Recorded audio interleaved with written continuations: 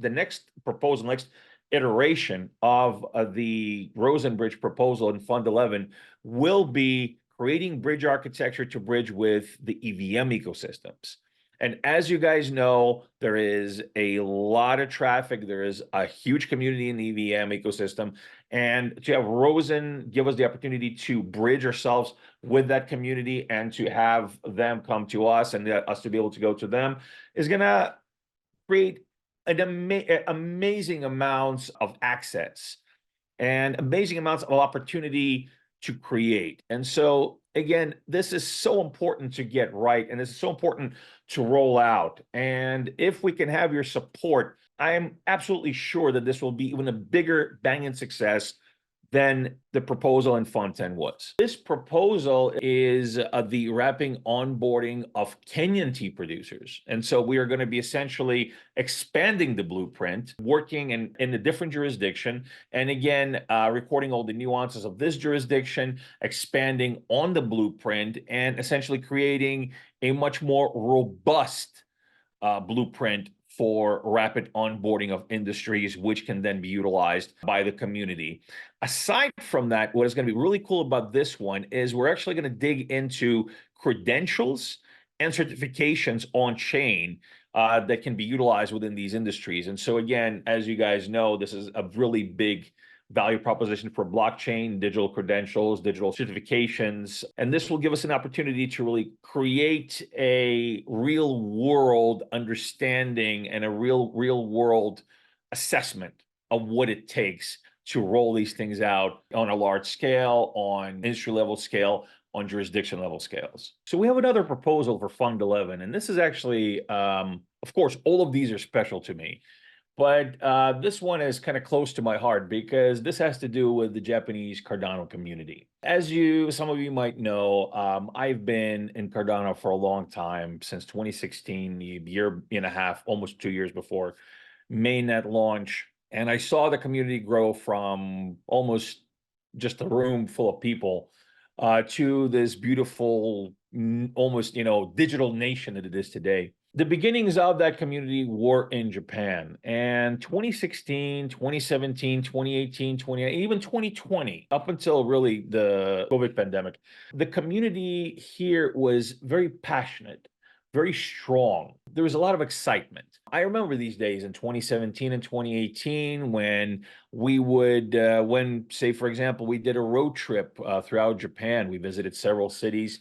We hosted workshops in Osaka, Tokyo, Fukuoka, Hiroshima, Nagoya, and the rooms were full. The rooms were full of excited people, kind of wanting to understand what we're building, understand, and just in general, being passionate and excited about what's to come.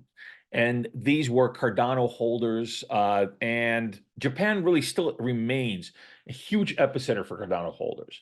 However, in the recent years, what has happened is the community has become somewhat fragmented. And of course, still the community is very passionate. The remains of the community are very passionate, but the fragmentation is not good because it takes away from the awesome power and the awesome contribution the Japanese community can have to the global Cardano community. The Japanese community has a lot to say. They have a lot to offer. They have a lot to do. This proposal is all about getting that passion back in the Japanese community.